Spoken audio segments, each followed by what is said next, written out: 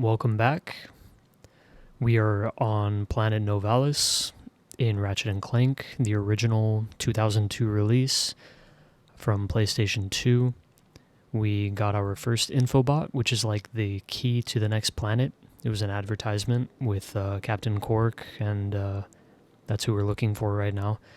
And we're working on finishing up Novalis so that we can move on to the next planet. All right.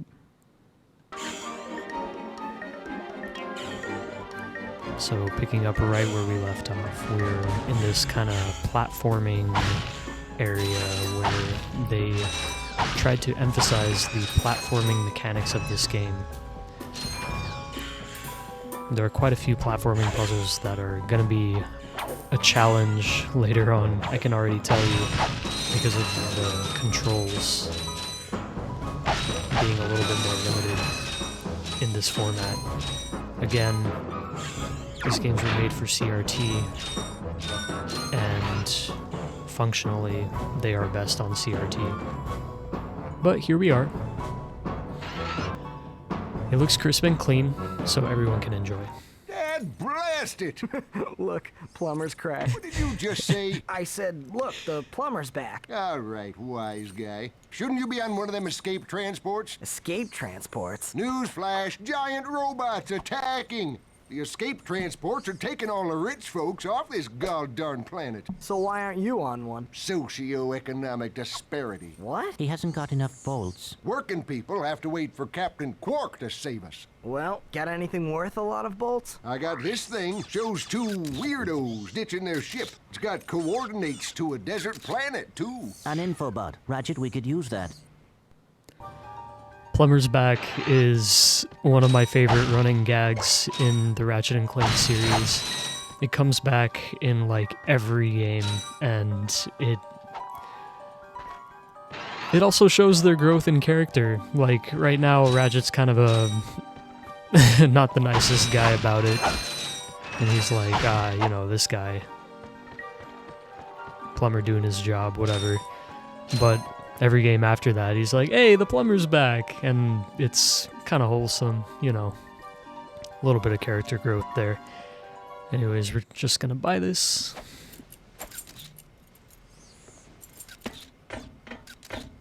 Geronimo!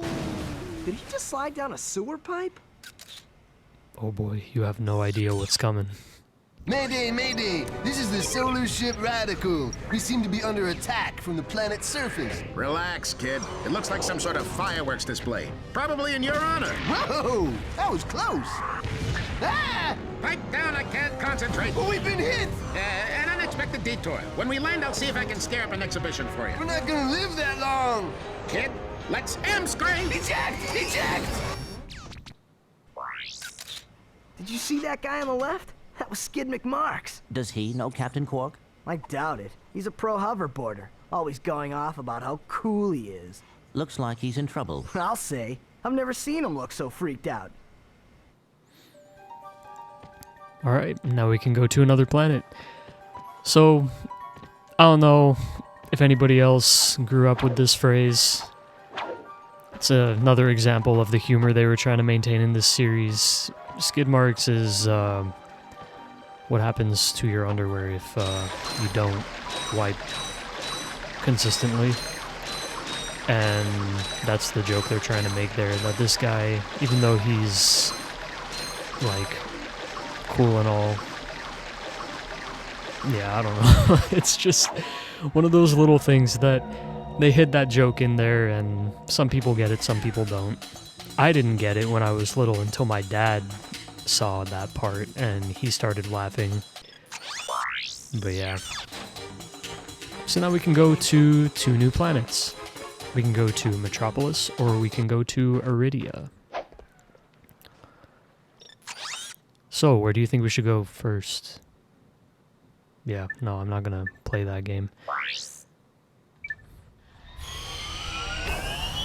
We're gonna go to Aridia. Metropolis first.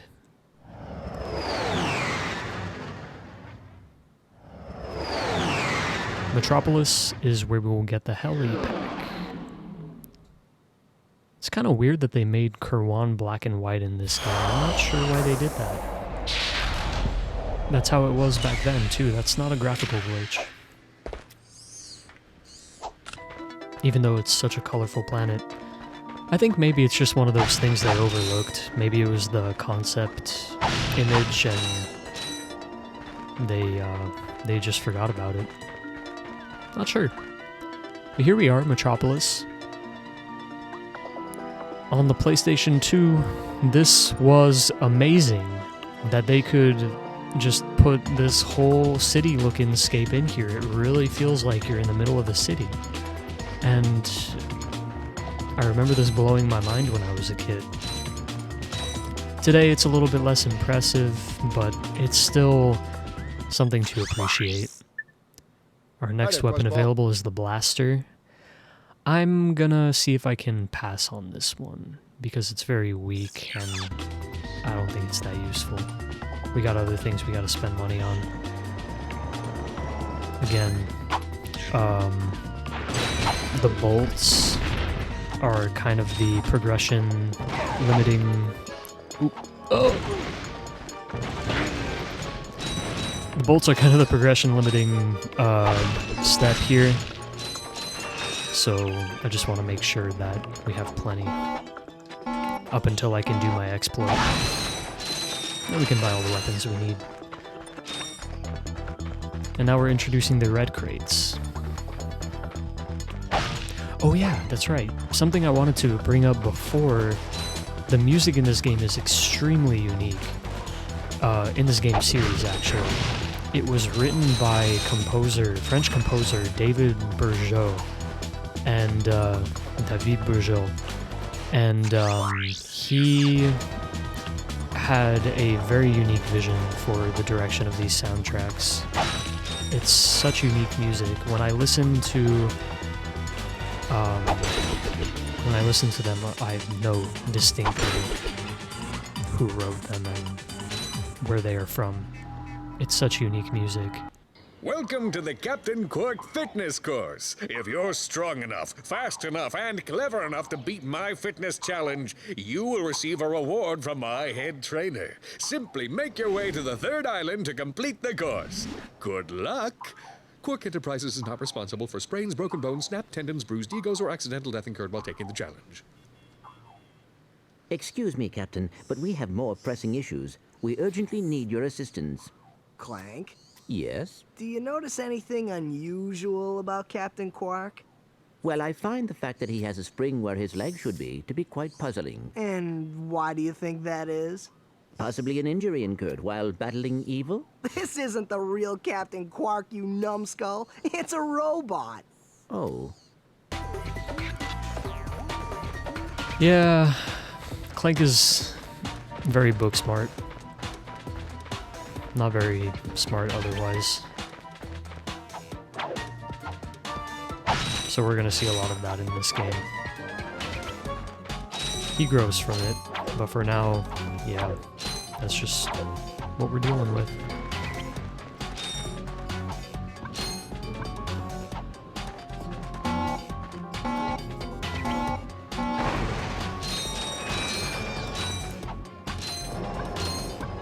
Wall jungle's kind of a fun thing for them to add in. Oh yeah, another thing, there's like all these blimps flying around and all these cars too. They just put so much detail into these games. They really didn't have to, but they made it feel so alive, despite the limitations for the time. So now we're doing this fitness course. This was also in the remake, but it's a little bit simpler in this game. Platforming puzzles. I hope I can get it on my first try. If not, then you will see an abrupt cut to the end of this, I guess. Man, the textures. You know, one of the downsides of playing on an emulator. It's doing its best.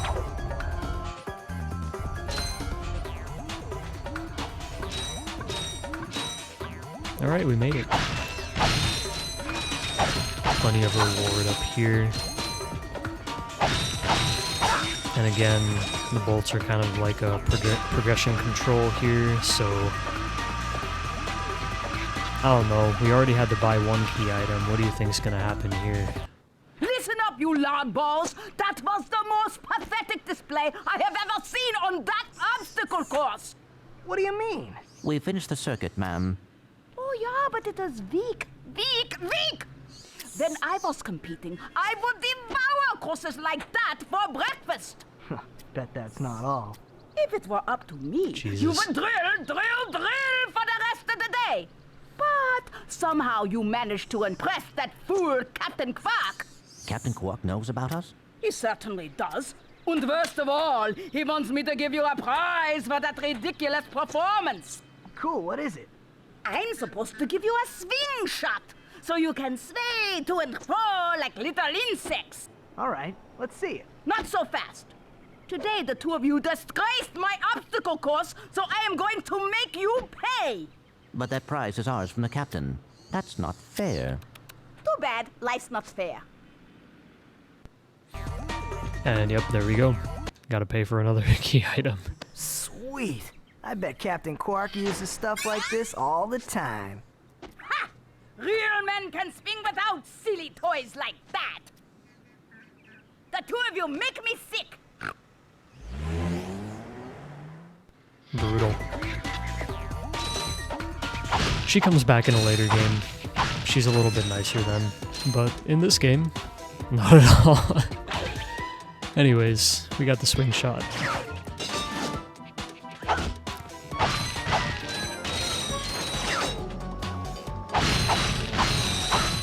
And yeah, again, bolts control progression. It's a good thing I didn't buy that blaster, because if I did, then we'd be stuck right there. I would have to go back, get more bolts, and, you know, some strategic decisions are being made here to keep the game flowing. Also, item like the blaster is just not useful when you can't strafe. It helps with longer range targets, but it's not... Yeah, strafing was really missing from this game. Also, on the quick select, you notice the gadget is there. In the newer games, the gadgets auto-equip. In this game, that wasn't the case, so we gotta keep the gadgets readily accessible. Also, we only get one quick select wheel, so we're gonna want to keep the most useful items here. Again, first game in the series, it's got its limitations, but for what it was, it did everything it could. Oh no, a little bit of frame lag there. I'm not sure if that was the emulator or the game itself, but it's probably just the pyrocitor. So these helicopters are why I need the blaster. I forgot about these. Let's see if we can get some extra bolts. Nope. Just have to try to deal with it. Sorry.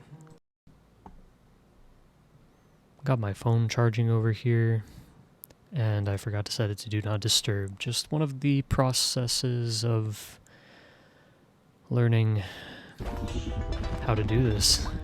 Again, I'm not really calling myself a YouTuber. I hope that I can at some point, but right now I'm still very much learning. Any constructive criticism. Oh man, can't afford it. Alright, well, whatever.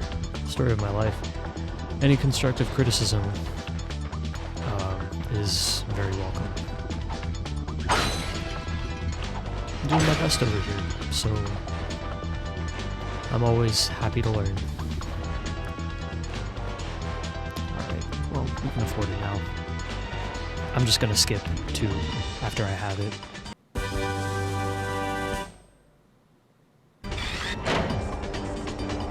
Alright, we got the blaster.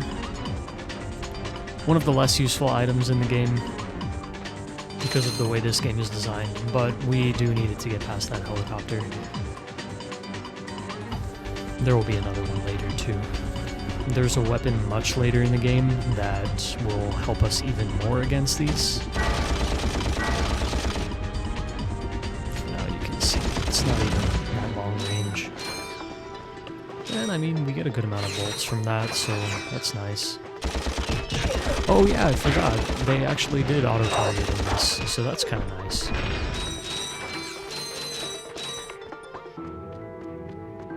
So we can't strafe, but when we are looking at something that that can be attacked by the blaster, it will auto-target. I forgot about that, really. That's a nice little thing that they added to compensate.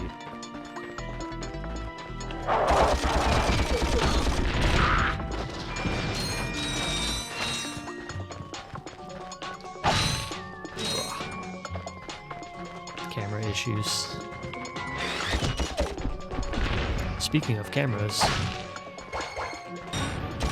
one of my goals with this channel is to work on my speech and not to get recognized. So I'm not going to be doing any webcam or anything like that. I would like to provide the most entertaining experience that I can, but I just don't want to be recognized. So I appreciate everybody bearing Ratchet, with that. that's the man we saw on the infobot. Remember? He knows Captain Quark. Hey, you're that robot guy, right? No, actually, I build robots. I myself am not a robot guy, per se. Nerd. I like him. So, now that we've cleared that up, what can I do for you? Well, we saw your infobot announcement. You were with Captain Quark. We're trying to find Captain Quark. We thought you could help us. Your logic is commendable. However, I haven't seen Captain Quark since we shot that commercial. Say, do you run on standard XP18 sister boards? Version 7.66. Back at ya. I may be able to help you out after all. How does a helipack upgrade sound? Upgrade? Natch. Since he's a 766, I could have the little guy up and flying in no time. Of course, I'll just need my fee for service. Need a few more bolts. Alright, so I'm gonna grind a little bit, and I will cut back in after I grind. Alright, we're back. I got the bare minimum, so okay, let's this just get won't this. hurt a bit. Hey, wait. Ratchet, am I cool now? Yeah, you the man, Clank. You're welcome. So something they really nailed with this game were the facial animations. It's a little bit rough in the scenes, but I mean, look at that. He does definitely look very nervous. And Ratchet's just chilling. The scenes... I'm not sure why the scenes look a little bit worse than the game sometimes. In the original version of the game playing on PlayStation 2, it was kind of the opposite. But now we have the helipack, which is going to help us to platform a little bit more easily.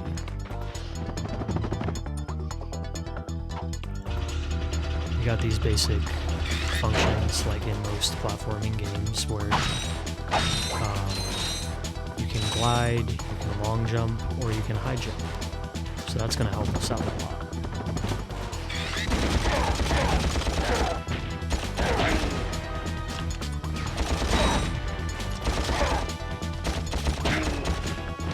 So again, working with the lack of strafing mechanics, that's pretty much how it has to be done.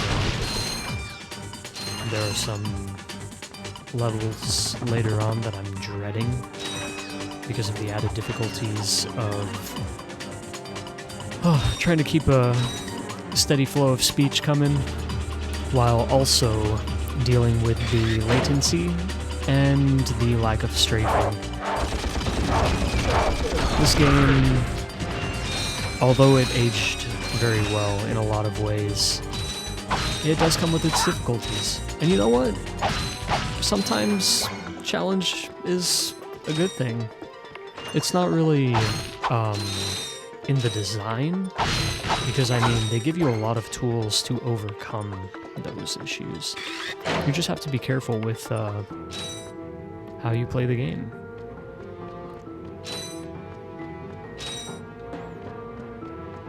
Thought there was going to be a helicopter there. I don't know. Another thing that I wanted to touch on is how, speaking of this game aging, it aged pretty well in a lot of ways, including its message. So the message in this game, ooh, see that over there? It hasn't rendered in, but that's a gold bolt. So the message of this game is a little bit, I'm gonna try not to be too political. Yeah, now I'm noticing that the pyrocity combined with the explosion effects, that's probably what's making the game slow down a little bit. I'm pretty sure that's just the engine, but, you know, it is what it is. Games today have done worse. Anyways, actually, before we destroy these boxes, we can use these. Yeah, there we go. Again, it's not going to be a completion guide for this game, but I need the bolts, so a little offshoot here and there won't hurt. There's this over here too. I forgot what that is, but I think that's for a gadget later on. These guys can only shoot straight. Alright, well anyways. So yeah, the message of this game. The message of this game is a little bit political. It's pretty much the usual thing. Corporation out of control seizes too much power and decides to destroy planets to build another planet of their own. Now, I'm not saying that that's totally relevant to some stuff that's going on today, but I mean, I do recall ideas of running away to Mars being discussed by some people. Anyways, yeah, this game is still relevant today, the message, really. I'm not going to say much more on that. But even though this game was made in 2002, it did still have some relevant topics being communicated. That's a commonality between, well, games in general, and why I think that thinking of games as disposable media is a mistake.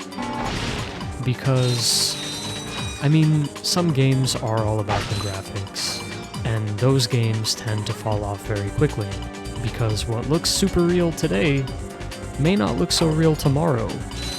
For example, even though I've upped the resolution, there are still some very clear gaps in the graphics here. And this looked amazing back in the day. But today, it looks like a PlayStation 2 game. Anyways, games that focused on the graphics tend to fall off. But games that focused on being fun, being fluid, and communicating some kind of message, those are the ones that hold over, and that still fight to stay relevant today.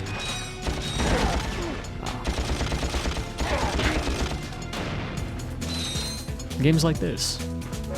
Games with real creative direction and a message.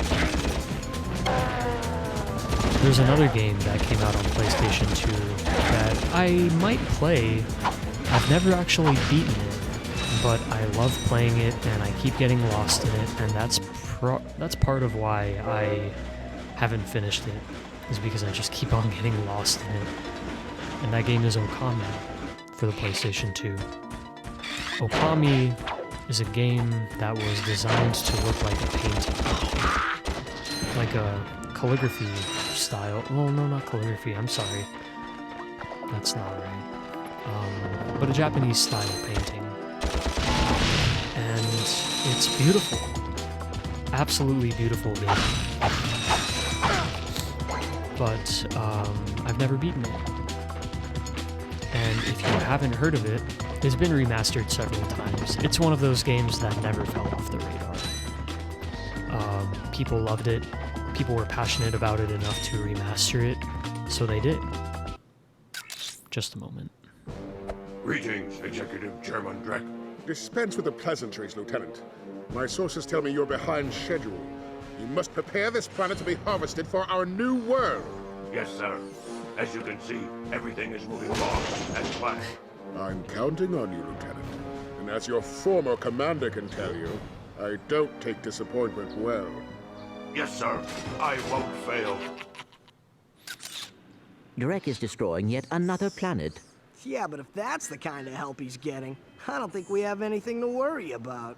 You should not underestimate Chairman Drek. He is quite dangerous. We must find Captain Quark. Look, that lieutenant doesn't seem so tough. Let's take him out ourselves. Perhaps we can persuade the lieutenant to tell us where Drek is. Now you're talking. Alright, so what I was saying before,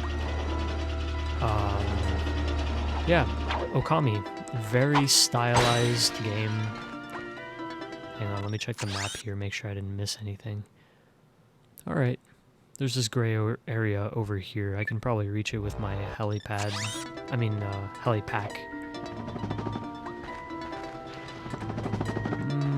Maybe not.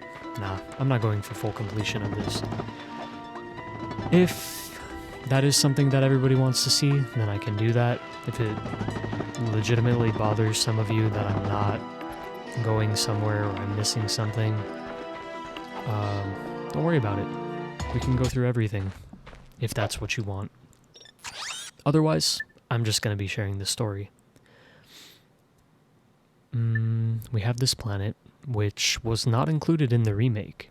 So you can already see there are some things that didn't make it into the remake. Some reason for that could just be to remove bulk from the game. You know, make it a little bit more impactful by condensing the story and removing unnecessary plot points. But it's nice to see. There are some very creative decisions being made here, and it's something that we didn't get to see today from the newer one. So it's not optional. We'll have to go there. Let's go to this one first, just to keep it linear.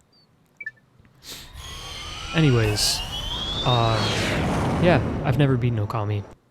I would like to play it all the way through to the end, so it may be something that I do on this channel. I have a few other games in mind, too. All nostalgic favorites.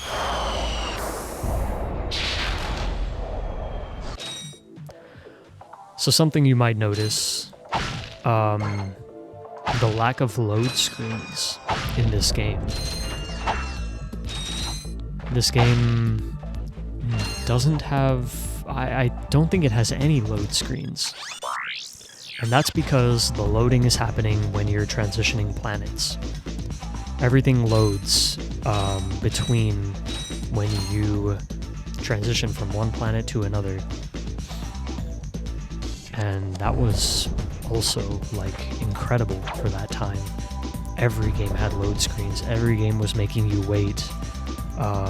Sometimes 5 seconds, sometimes 10 seconds, sometimes 30 seconds, sometimes a whole minute, especially in newer games, just to get something to load. That time adds up over time, and yeah, this game did away with that and made it part of the transition. When we come back, we're going to go through this south loop here, and then we're going to go through the west loop and go up around and back down to the ship. For now, we're going to cut that video here. Thank you again for joining me for this video. We're playing through this whole game, so buckle up and get ready for the next one. Thanks again for joining and helping me in this project. This is GG Worldwide, and I'll see you next time.